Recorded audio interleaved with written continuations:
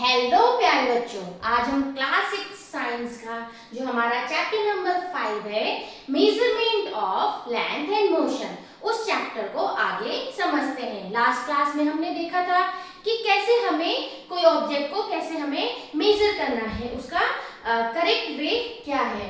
Now today's topic is describing position. आज का हमारा पहला टॉपिक स्टार्ट होता है डिस्क्राइबिंग पोजीशन से। तो देखते हैं, one day the teacher inform her student that she has plan an educational visit to a nearby garden. तो जो बच्चे थे उनको उनकी मैम ने कहा है कि आप लोगों का एक एजुकेशनल विजिट है जो कि पास के ही गार्डन में है। She asked the student to reach the directly in the morning. तो वो क्या कहती है बच्चों कि डायरेक्ट आप गार्डन में आ सकते हैं। Deepa and her friend start discussing whether the garden would be closer than their school or farther. वो कहते हैं, अब वो डिस्कस करने लग जाते हैं, जितने भी फ्रेंड्स हैं वो दीपा ये सब वो डिस्कस करते हैं कि उनके घर से स्कूल पास पड़ेगा या गार्डन पास पड़ेगा, या स्कूल दूर है या गार्डन दूर है। Tasneem and Padma say that the garden would be closer while Deepa and Anis feel that the school would be closer। तो जो तासनीम है और पद्मा है वो कहती है उनके लिए तो गार्डन पास है, और जो यहाँ पे दीपा और आनीस हैं उनको लगता है कि उनके लिए स्कूल ज्यादा पास है। जैसे कि आप यहाँ पे देख सकते हैं, ये ठीक है, ये स्कूल है, ओके। ये आपके देखो, ये है दीपा का घर और ये है आनीस का घर। तो इन्होंने क्या कहा, इनके लिए स्कूल पास है, ठीक है, ठीक है। और ये है तासनीम का घर और ये है पद्मा का घर, तो इनके लिए क्या पास है, इनके लिए गार्डन पास है। बाकी बचा हरदीप के लिए तो दोनों ही डिस्टेंस क्या है, बराबर है ना, चाहे वो गार्डन की तरफ जाए चाहे वो स्कूल की तरफ आए। तो Hardeep thinks that both would be almost at an equal distance। तो हरदीप कहता है उसके लिए तो दोनों ही लगभग इक्वल डिस्टेंस में है। तो लोकेशन ऑफ, इसमें क्या है, location of bus stand is also given. अब ये क्यों दिया है, आइए देखते हैं। तो who do you think is correct? All of them are correct। ठीक है, आपको क्या लगता है कि कौन सही है? देखा जाए तो जितने बच्चे हैं सबने सही कहा कि उनके लिए स्कूल पास है, उनके लिए गार्डन पास है, और एक ने कहा मेरे लिए तो दोनों ही लगभग बराबर हैं। तो then why are their observation different? तो सबके ऑब्जर्वेशन डिफरेंट क्यों है? They are locating the distance of school and garden from their house. ये क्यों हो रहा है, सबका डिफरेंट ऑब्जर्वेशन इसलिए आया क्योंकि किसी ने तो क्या कहा, स्कूल को उन्होंने अपना एक पॉइंट ले लिया, और किसी ने क्या किया, गार्डन को अपना पॉइंट ले लिया। तो if instead each of them had thought of distance from a same object or point से the bus stand, then their observation would have been the same. ठीक है, अगर वो क्या करते, ऐसे अलग अलग न लेकर किसी एक पॉइंट को लेते जैसे कि बस स्टैंड को, तो उनका जो ऑब्जर्वेशन है वो क्या होता, सेम होता। When distance is stated with respect to a fixed point object or point, then this point is called a reference point। अब reference point क्या होता है, ये डेफिनेशन आपको याद करनी है कि reference point है when the distance is stated with respect to a fixed object or point। जब आपकी कोई distance fixed object या fixed point से बताई जाती है, उस point को हम क्या कहते हैं, reference point। जैसे कि मान लो मेरे को कहीं जाना है तो मैं बोल दूंगी, जैसे मुझे यहाँ से ऋषिकेश जाना है तो मैं बोलूंगी यहाँ से और ऋषिकेश की डिस्टेंस इतनी है। फिर थोड़ा आगे गई तो मैंने कहा अब यहाँ से और ऋषिकेश की डिस्टेंस थोड़ा कम हो गई। फिर और आगे गई तो मैंने कहा यहाँ से और ऋषिकेश की डिस्टेंस और कम हो गई। तो मैंने पॉइंट क्या लिया, वहाँ पे कौन सा प्लेस ले लिया, मैंने एक प्लेस ले लिया कोई, है ना। तो वो क्या हुआ, वहाँ का रेफरेंस पॉइंट हुआ। मान लो आपको कोई चीज ड्रॉ करनी है बहुत बड़ी, तो आपको समझ नहीं आ रहा है, तो आपने क्या करना है, एक पॉइंट ले लिया आपने, रेफरेंस पॉइंट। उस पॉइंट को लेते हुए आप क्या कर सकते हैं, कुछ चीज ऐसे ड्रॉ कर सकते हैं। तो a few days later Hardeep tells his friend excitedly let us go to the playground। जो हरदीप है अपने फ्रेंड से कहते हैं कि चलो प्लेग्राउंड चलते हैं। The sports teacher want us to help her to draw line with चूना powder, limestone powder for making the kabaddi court for the sports day। वो कहता है कि स्पोर्ट्स टीचर को हमारी हेल्प चाहिए, वो कि चौक के हेल्प, चूने के हेल्प से क्या करना चाहते हैं कबड्डी के लिए ग्राउंड बनाना चाहते हैं, कबड्डी कोर्ट बनाना चाहते हैं। तो पद्मा कहती है we will need a longer measuring tape. तो जैसे यहाँ पे आपको मेजरिंग टेप दिखाया गया है, इस टाइप का टेप आपको वहाँ पे चाहिए। तो वो कहते हैं हमें लॉन्गर मेजरिंग टेप चाहिए। Let us take it from the sports room. चलो हम इसको स्पोर्ट्स रूम से लेकर आते हैं। Deepa, let us first decide the point on the ground from which we will measure the distance to start drawing the lines. Let us call this our reference point. अब उन्होंने क्या किया, दीपा कहती है सबसे पहले हमें एक पॉइंट डिसाइड कर लेना चाहिए और उस पॉइंट के अकॉर्डिंग हम क्या करेंगे, आगे की लाइंस को ड्रॉ करेंगे। तो उन्होंने क्या किया, एक पॉइंट ले लिया और इस पॉइंट को मान लिया उन्होंने रेफरेंस पॉइंट। यही हुआ रेफरेंस पॉइंट। उस पॉइंट को लेकर वो क्या करेंगे, अब पूरे कबड्डी कोर्ट को ड्रॉ करेंगे। ठीक है, इस तरीके से drawing lines for kabaddi court. Now after few days Padma was travelling by बस टू विजिट हर ग्रैंडपेरेंट्स इन दिल्ली। कुछ दिन बाद पद्मा क्या करती है, दिल्ली जाती है अपने ग्रैंडपेरेंट्स के पास। She was eager to reach Delhi and was reading the kilometer stones on the side of the road. अब वो क्या है, बहुत एक्साइटेड है जाने के लिए। तो साइड में आप लोगों ने कभी देखे होंगे इस टाइप के किलोमीटर स्टोन लगे होते हैं, ठीक है, जिनमें लिखा होता है जैसे कि उसको दिल्ली जाना है तो दिल्ली यहाँ से जहाँ अभी यहाँ पे वो पहुंची तो it means Delhi 70 kilometre away. ठीक है, यहाँ से दिल्ली 70 किलोमीटर है। On one of the kilometer stone it was written Delhi 70 kilometre. एक स्टोन में लिखा है Delhi 70 kilometre. Further on the next kilometer stone read Delhi 60 kilometer. Each kilometer stone indicated that she was getting closer to her grandparents' home. तो यहाँ पे क्या हुआ, अब जैसी वो थोड़ा और आगे गई तो वहाँ पे लिखा था दिल्ली 60 किलोमीटर, फिर उसके बाद गई तो दिल्ली 50 किलोमीटर। तो ऐसे करते करते जो किलोमीटर की रेंज है वो कम होती जा रही है। इससे पता चलता है कि वो धीरे धीरे दिल्ली की तरफ बढ़ रही है। ठीक है, तो this kilometre stone indicated her distance from the Delhi. तो जो ये किलोमीटर स्टोन है वो इंडिकेट करता है उसकी डिस्टेंस दिल्ली से उसकी डिस्टेंस कितनी है। So Delhi is the reference point in this situation. तो अब ये जो सिचुएशन है उसने एक को ले लिया दिल्ली को, ठीक है, कि दिल्ली को लिया तो देखा उसी के अकॉर्डिंग वो आगे बढ़ रही है, उसी के अकॉर्डिंग पहले 70 किलोमीटर फिर 60 किलोमीटर फिर वो गई 50 किलोमीटर, ऐसे बच रही है डिस्टेंस।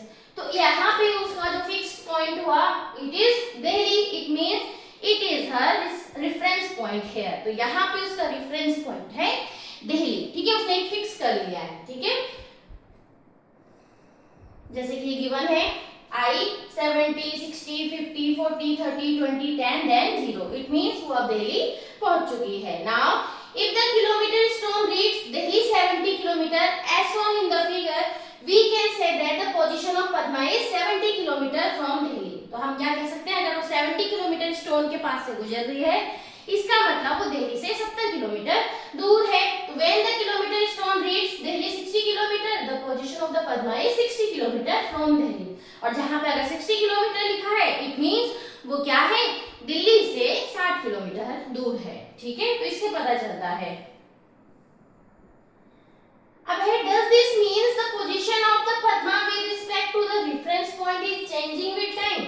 अब यहाँ पे वो बस में बैठी हुई है तो क्या इसमें पद्मा की पोजीशन भी चेंज हो रही है टाइम के साथ में। When does the position of an object change with respect to a reference point? Position कब चेंज होती है? Does it change when an object is moving? क्या ऑब्जेक्ट जब मूव करता है क्या वो चेंज होती है? तो इन सब के आंसर हम आगे समझते हैं। ठीक है, मूविंग थिंग्स। ठीक है, activity let us explore, look around and prepare a list of 5 object that are in motion and 5 object that are at rest. आपको क्या करना है, 5 ऑब्जेक्ट ऐसे लिखने हैं जो मोशन में है और 5 ऑब्जेक्ट ऐसे लिखने हैं जो रेस्ट में है। Record your observation, think about how you decide whether N object is motion और एट रेस्ट। ठीक है, तो जैसे cow is grazing in the field तो वो क्या कर रही है, मूव कर रही है ना। ऑब्जेक्ट एट रेस्ट आपने लिया ट्री तो वो क्या है, रेस्ट पे है। ठीक है, ऐसे आप अगर बाहर से देख रहे हैं मूविंग कार आप ले सकते हैं। ठीक है, मूविंग कार। ठीक है, रेस्ट में आप क्या ले सकते हैं, कोई एक स्टोन सकते हैं। तो इस तरीके से आपको क्या करना है, ऑब्जेक्ट जो मोशन में है वो लिखने हैं और ऑब्जेक्ट जो रेस्ट में है वो यहाँ पे लिखने हैं। आइए समझते हैं। Compare and analyze your justification. How can one decide if an object is in motion or at rest? आपने कैसे कंपेयर किया कि ये जो ऑब्जेक्ट है ये रेस्ट पे है और जो ये वाला ऑब्जेक्ट है ये मोशन में है, ये किस तरीके से आपने डिसाइड किया? तो an object is to be said to be in motion if its position change with respect to the reference point with time. इसका मतलब क्या है, कोई ऑब्जेक्ट अगर मोशन में है वो कब है, अगर इसकी पोजीशन चेंज हो रही है with respect to the reference point with time. अगर रेफरेंस पॉइंट के साथ में और टाइम के साथ साथ में उसकी पोजीशन अगर चेंज हो रही है तो हम क्या कहेंगे, ऑब्जेक्ट इज इन मोशन। ठीक है, जैसे कि मान लो हम ट्री था, ठीक है, हमने मान लिया ट्री को रेफरेंस पॉइंट, ठीक है, ट्री को मान लिया हमने रेफरेंस पॉइंट और यहाँ पे काऊ थी, तो काऊ क्या कर रही है, हमने मान लिया इसको रेफरेंस पॉइंट, इसके अकॉर्डिंग हमने मान लिया कि काऊ क्या कर रही है, काऊ की जो पोजीशन है वो चेंज हो रही है इस रेफरेंस पॉइंट के साथ में और टाइम के साथ में। तो हमने क्या कहा कि काऊ कैसी है, मोशन में है। If an object is not changing in position with respect to the reference point, अगर कोई ऑब्जेक्ट रेफरेंस पॉइंट के रिस्पेक्ट में अपनी पोजीशन को चेंज नहीं कर रहा है, then with time it is said to be at rest. हम उसको क्या कह सकते हैं, रेस्ट कह सकते हैं कि वो ऑब्जेक्ट हमारा क्या है, रेस्ट में है। इसको हम समझते हैं उसी एग्जांपल से, इसमें दिया होगा कि कैसे, जैसे यहाँ पर Deepa looked around her in the bus and notice that all the passenger were seated. अब दीपा क्या है, बस में बैठी है, वो अपने आसपास देखती है कि सभी पर्सन, जितने भी लोग बस में बैठे हैं वो उसमें अपनी अपनी सीट में बैठे हुए हैं। She looked around again after a minute and found them still occupying their seats. She wondered, are they moving? अब क्या हुआ, उसने फिर से देखा कुछ देर बाद तो सभी लोग अपनी अपनी सीट में बैठे हुए थे, तो वो सोच में पड़ जाती है क्या ये सब मूविंग है या नहीं है। तो she concluded that the position of the passenger were not changing with time. उसने देखा कि पोजीशन है जो पैसेंजर की वो टाइम के साथ में चेंज नहीं हो रही है, therefore they were certainly at rest. वो कैसे हैं, रेस्ट की पोजीशन में है। However, when she looked outside, she felt they were in motion as their position were changing with respect to the things outside. लेकिन अगर वो क्या करें, अपने रेफरेंस पॉइंट को क्या मान ले, बाहर के जो ऑब्जेक्ट हैं, जैसे कि मान लो बाहर के जो ऑब्जेक्ट हैं उनके कंपैरिजन में वो कहती है, उन रेफरेंस पॉइंट को लेते हुए वो कहती है कि हम सब क्या हैं, मोशन में हैं। तो the reference point is important in deciding weather N object is at rest और इन मोशन। तो अगर हम किसी ऑब्जेक्ट को बता रहे हैं कि ये रेस्ट में है या मोशन में है, तो उसके लिए क्या है, जो रेफरेंस पॉइंट है वो बहुत ज्यादा इंपॉर्टेंट है। तो if Disha consider herself as the reference point, ठीक है, then the passenger were at rest. अगर दीपा बस में है, ठीक है, दीपा अगर बस में है और उसके साथ जो पैसेंजर्स हैं, ठीक है, उसके साथ में जो पैसेंजर्स हैं, तो उसके अगर वो अपने आप को क्या ले, रेफरेंस पॉइंट मान ले, तो उसके उसको मानते हुए जो बाकी के जो पैसेंजर्स हैं, ठीक है, वो क्या है, उसी जगह पर है, तो इट मींस वो रेस्ट की पोजीशन में है। However, if she considered any object outside the bus, say a building, as the reference point, और अगर वो क्या करे, बस के बाहर मान लो कोई ट्री है या कोई बिल्डिंग है, अगर वो इसको रेफरेंस पॉइंट मान रही है, तो इसका मतलब, क्योंकि उस मान लो ये बिल्डिंग यहाँ पर है, बस यहाँ से जा रही है, तो बस ने क्या किया, अपनी पोजीशन को चेंज की, तो वो क्या है, इस रेफरेंस पॉइंट के कंपैरिजन में क्या है, वो क्या है, मूविंग है। इट मींस जो पैसेंजर हैं वो कैसे हैं, वर इन मोशन, वो मोशन में है। ठीक है, suppose you are travelling on a ship which is moving at a constant speed along a straight line on a calm sea. ठीक है, suppose there is no window on the ship, if there any way that you can determine whether the ship is moving or in stationary। ठीक है, तो आपको ये सोच के बताना है। Now the types of motion, तो अभी हमने देखा कि मोशन क्या होता है, ठीक है, एंड रेस्ट की पोजीशन क्या है? तो मोशन क्या हुआ, कोई ऑब्जेक्ट अगर क्या कर रहा है, अपनी पोजीशन को चेंज कर रहा है with respect to the reference point and with time, ठीक है, टाइम के साथ साथ और रेफरेंस पॉइंट को लेते हुए अगर कोई ऑब्जेक्ट अपनी पोजीशन चेंज कर रहा है तो हम क्या कहेंगे, हम मोशन में हैं, ठीक है। और अगर कोई रेफरेंस पॉइंट को लेते हुए अगर वो क्या है, मूव नहीं कर रहा है विद टाइम, उसकी पोजीशन चेंज नहीं हो रही है, इट मींस वो किस पोजीशन में है, रेस्ट की पोजीशन में है। नाउ टाइप्स ऑफ मोशन, अब हम देखते हैं मोशन के कितने टाइप्स हैं। तो यहाँ पे देख लेते हैं हमको कितने टाइप के बताए गए हैं। तो let us explore, take an eraser and drop it from a certain height. आपने क्या करना है, एक इरेजर लिया, मान लो ये पेन है, और इसको एक सर्टेन हाइट से आपको क्या करना है, नीचे गिराना है, ठीक है। तो जब आपने इसको नीचे गिराया तो ऑब्जर्व इस मोशन, इसके मोशन को क्या करना है, आपको ऑब्जर्व करना है, इसके मोशन को आपको ऑब्जर्व करना है कि इसका मोशन कैसे था, ठीक है। तो देखते हैं इसका मोशन कैसा है। Does it move along a straight line? क्या ये स्ट्रेट लाइन में मूव किया इसने, जैसे इसको मैंने किया, तो ये कैसे हुआ, एकदम सीधा, आपने देखा होगा। तो when an orange drop from the tree, does it move in a straight line? मान लो कोई अगर फ्रूट है वो अगर पेड़ से नीचे गिर रहा है तो क्या वो एक स्ट्रेट लाइन में गिरा? या have you seen a Republic Day parade? Recall the march past of students during the parade. Do they move on a straight line path? When a heavy box is pushed, it may also move along a straight line. तो क्या हुआ, आप यहाँ पे देखेंगे कि कैसे जब हमने एक इरेजर को नीचे गिराया तो वो एक स्ट्रेट लाइन में नीचे आया। सिमिलरली जब एक ऑरेंज नीचे गिरा तो वो एक स्ट्रेट लाइन में नीचे आया। सिमिलरली जब हमने एक हैवी बॉक्स को पुश कर रहे हैं तो आप देखेंगे वो भी एक स्ट्रेट लाइन में है। और आपने मार्च पास्ट देखी होगी, तो इसमें भी क्या है, बच्चे कैसे जाते हैं, एक स्ट्रेट लाइन में मूव करते हैं।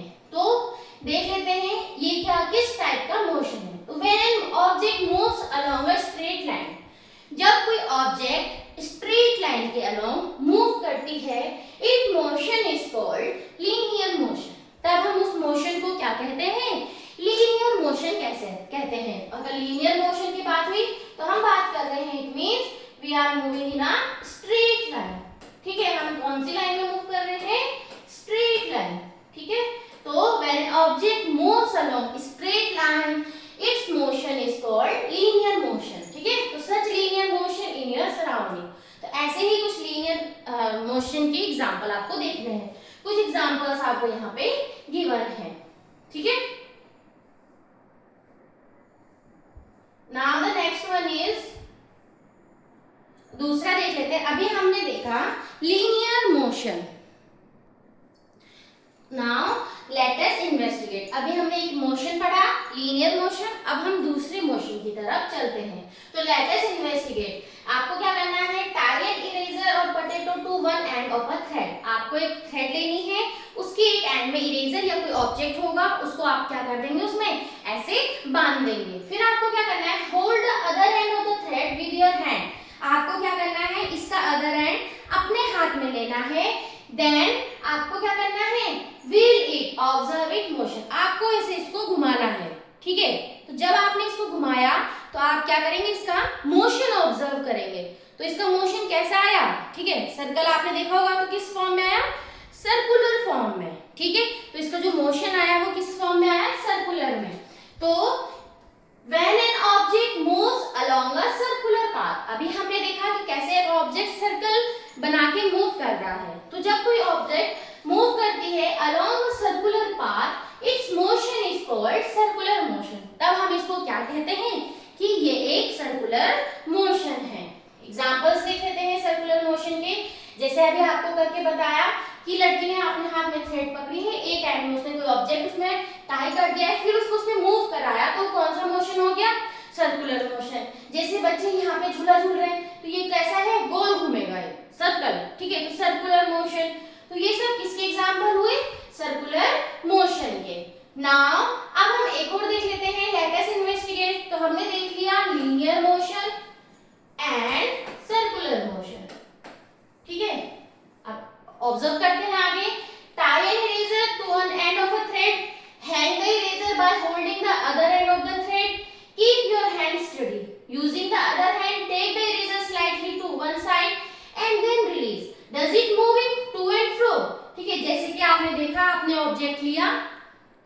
ये ऑब्जेक्ट है, आपने लिया, आपने इसको अपने हाथ में से थ्रेड पकड़ा, इससे ऐसे रखा और कुछ टाइम बाद आपको इसको क्या करना है, दूसरे हाथ से इसको मूव करवाना है। तो आप देखेंगे ये ऐसे ऐसे मूव कर रहा है, लेफ्ट राइट ऐसे करके, है ना। तो टू एंड फ्रो इस मोशन को कहते हैं, ऐसे करके मूव कर रहा है ना। तो जैसे यहाँ पे दिखाया गया है, तो when an object moves to and fro about some fixed position, किसी फिक्स्ड पोजीशन में आके अगर वो फिक्स पोजीशन को अगर हम इसका मान ले कि मान लीजिए इसका मिड है, हम इसको क्या मान लेते हैं, ये इसका मान लो यहाँ पे रेस्ट में ये फिक्स पोजीशन है। अब मैंने जब इसको मूव किया इस फिक्स पोजीशन के उसमें देखना, एक बार इधर जाएगी एक बार इधर आएगी, तो देखो ऐसे करके मूव कर रही है ना, फिर कुछ टाइम बाद आके वो रुक जाएगी। तो इसको हम क्या कहते हैं, ऑसिलेटरी मोशन। इस मोशन को हम क्या कहते हैं, ऑसिलेटरी मोशन। तो when an object moves to and fro about some fixed position, ठीक है, जैसे कि यहाँ पर इसका फिक्स्ड पोजीशन ये है, इसने इधर मूव किया फिर इसने इधर मूव किया, इधर मूव किया फिर इधर मूव किया, कुछ टाइम बाद आके वहां पे रुक गई। तो जैसे यहाँ पे बच्चा स्विंग कर रहा है, झूला झूल रहा है, ये भी उसी मोशन का एग्जांपल है, ऑसिलेटरी मोशन। ठीक है, तो इतना समझ आया। Now take a thin metal strip of about 50 centimetre long. आपको एक मेटल स्ट्रिप लेनी है जो 50 सेंटीमीटर लॉन्ग हो। Hold it one end press to a table. You may use a few books on press the free end of the strip slightly and let it go. Observe the motion of this end. Does it move up and down? This is also an example of oscillatory motion. आपने करके भी देखा होगा, scale आप रख देते हैं, book रखो तो आप ऐसे करेंगे, इसको स्केल में से मारेंगे, तो जब आपने ऐसे इसको मूव करवाया तो वो ऐसे ऐसे पोजीशन में मूव करता है। तो ये भी किसका एग्जांपल हुआ, it is also the example of oscillatory motion. ये आप लोग करते भी होंगे, ठीक है, तो ये किसका एग्जांपल हुआ, ऑसिलेटरी मोशन का। ठीक है, नाउ इफ एन ऑब्जेक्ट, तो मेनली हमने देखा linear motion, circular motion and oscillatory motion. अब यहाँ पे आपको एक और मोशन के बारे में बताया गया है। If an object repeats its path after a fixed interval of time, its motion is said to be periodic motion. तो when an object is in circular motion, it moves along the circular path again and again. An object is in oscillatory motion, also repeats its motion while moving to and fro. Both circular and oscillatory motion are periodic in nature. आप अपना देखना, यहाँ पे अगर हम यहाँ से अगर हमने सर्कुलर मोशन मूव हो रहा है, ठीक है, एक पॉइंट ऐसा आएगा, हम फिर से यहाँ से अपनी मोशन को स्टार्ट करेंगे, तो ये क्या हो रहा है, एक फिक्स पॉइंट पे आके अगर क्या होता है, अगर कोई अपने पाथ को रिपीट करता है after a fixed interval of time, then the motion is known as periodic motion. तो यहाँ पे जैसे कि आप सर्कुलर मोशन है, ऑसिलेटरी मोशन है, ये कैसे होते हैं, इनका नेचर भी पीरियोडिक मोशन के नेचर में आता है। ठीक है, now let us identify, look at the picture of a children's park और visit a children park, observe different kind of motion, classify them as linear, circular और ऑसिलेटरी मोशन। ठीक है, जैसे कि यहाँ पे आप देखेंगे, तो यहाँ पे क्या है, बच्ची सीधा नीचे आ रही है ना, तो एक लीनियर स्ट्रेट लाइन में आ रही है, तो हम इसको बोल सकते हैं लीनियर मोशन। ठीक है, इसमें बच्चे ऐसे घूम रहे हैं, ठीक है, घूमेंगे सर्कल की फॉर्म में, तो ये क्या हो गया, सर्कुलर मोशन। ठीक है, वैसे ही यहाँ पे बच्ची स्विंग कर रही है, ये किसका एग्जाम्पल था, किसका एग्जाम्पल था, और ऑसिलेटरी मोशन। ठीक है, यहाँ पे ये बच्चे ऐसे ऐसे, जैसे वो आपने मेटल में टेबल में रॉड रखी थी, ऐसे करके उसने मूव किया, तो वैसे ही बच्चे यहाँ पे ऐसे ऐसे मूव करेंगे, तो ये भी कौन सा मोशन हुआ, ऑसिलेटरी मोशन। और यहाँ पे ये लड़की सीधा जाएगी, तो ये कौन सा मोशन हुआ, लीनियर मोशन। ठीक है, तो इस तरीके से आप देख सकते हैं example of different types of motion. ठीक है, यहाँ पे आपने ऑब्जर्व किया, तो आपने यहाँ पे लिख दिया। ठीक है, तो यहाँ पे आपने समझ लिया, तो आपने मोशन, आज आपने देखा कि मोशन क्या है, ठीक है, रेस्ट की पोजीशन क्या होती है, साथ ही साथ आपने देखे टाइप्स ऑफ मोशन। तो हमने मेनली देखे लीनियर मोशन, ठीक है, circular motion and oscillatory motion. और जो आपकी सर्कुलर है, ऑसिलेटरी है, these are periodic in nature. इनका नेचर कैसा है? पीरियोडिक है। ठीक है, तो इस चैप्टर में हमने ये सब पढ़ा। बाकी हम इस चैप्टर को एक बार नोट्स के थ्रू भी समझेंगे। आज के लिए इतना ही।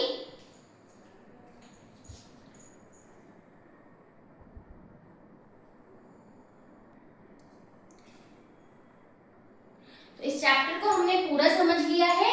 इस चैप्टर की थोड़ा समरी देख लेते हैं, तो ये चैप्टर आज आपका कंप्लीट हो जाएगा।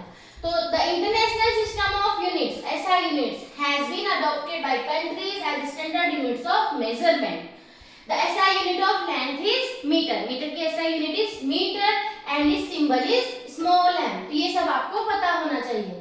1 kilometre is equal to 1000 metre, 1 metre is equal to 100 centimetre and 1 centimetre equal to 10 millimeter. When the distance is stated with respect to a fixed point or point, then its point is called reference point. ठीक है, जब हम किसी object को क्या कर लेते हैं? फिक्स्ड पोजीशन मान लेते हैं। ठीक है, फिक्स्ड मान लेते हैं, उसको हम क्या कहते हैं? Reference point. An object is said to be motion. ठीक है, कोई ऑब्जेक्ट अगर मोशन में है कब? If its position changes with respect to a reference point with time.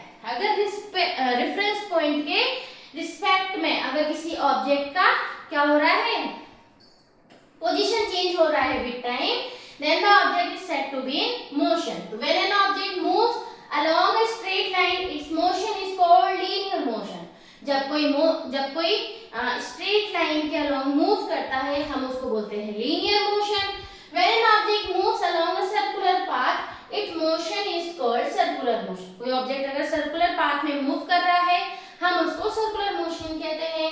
And when an object moves to and fro about any fixed position, its motion is called oscillatory motion. अगर कोई object एक point को लेते हुए उसको to and fro move कर रहा है, उसको हम क्या कहते हैं? Oscillatory motion. तो ये चैप्टर आज आपके यहाँ पे कंप्लीट होता है। बाकी हम देखेंगे नेक्स्ट क्लास में, इसको नोट्स के थ्रू समझेंगे और साथ ही साथ इसके NCERT के क्वेश्चन आंसर करेंगे। तब तक के लिए नमस्कार, धन्यवाद, बाय बाय।